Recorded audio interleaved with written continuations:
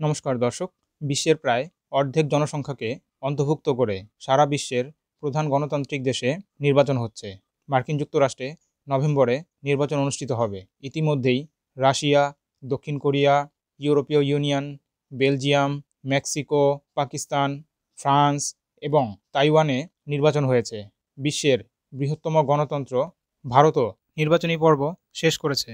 দর্শক, মজার বিষয় হলো পিউ রিসার্চের রিপোর্ট অনুযায়ী উচ্চ আয়ের বেশিরভাগ পশ্চিমা দেশগুলি তাদের দেশে গণতন্ত্র যেভাবে কাজ করছে তাতে অসন্তুষ্ট।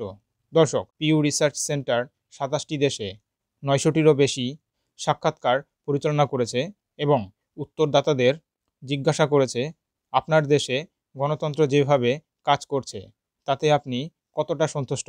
উত্তর আমেরিকায় 68% মানুষ গণতন্ত্রের বর্তমান কার্যকারিতা নিয়ে অসন্তুষ্ট। মেক্সিকোতে উত্তরদাতাদের সমান শতাংশ সন্তুষ্ট এবং অসন্তুষ্ট। কানাডায় প্রধানমন্ত্রী জাস্টিন ট্রুডোর কার্যকালে মাত্র 52% মানুষ গণতন্ত্রের কার্যকারিতায় সন্তুষ্ট। ইউরোপে শুধুমাত্র সুইডেন ভালো ফল করেছে, উত্তরদাতাদের 75% গণতন্ত্র যেভাবে আছে তাতে সন্তুষ্ট। দর্শক, মজার বিষয় হলো বিশ্বের প্রাচীনতম গণতন্ত্রগুলির মধ্যে একটি হলো ফ্রান্স, যেখানে মাত্র 35% মানুষ খুশি। গ্রিস রয়েছে সর্বনিম্নে মাত্র 22% সন্তুষ্ট।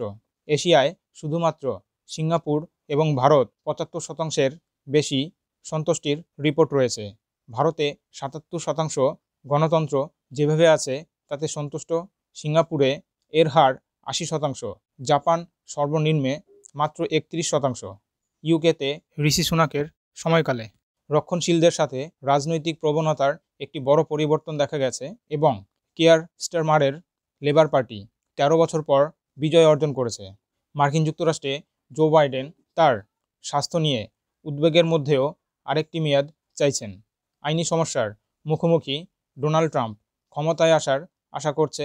অন্যদিকে পুতিন পুনর্নির্বাচনের মাধ্যমে রাশিয়ার উপর তার ক্ষমতা আঁকড়ে ধরে রয়েছে, যেখানে বিরোধী নেই বললেই চলে।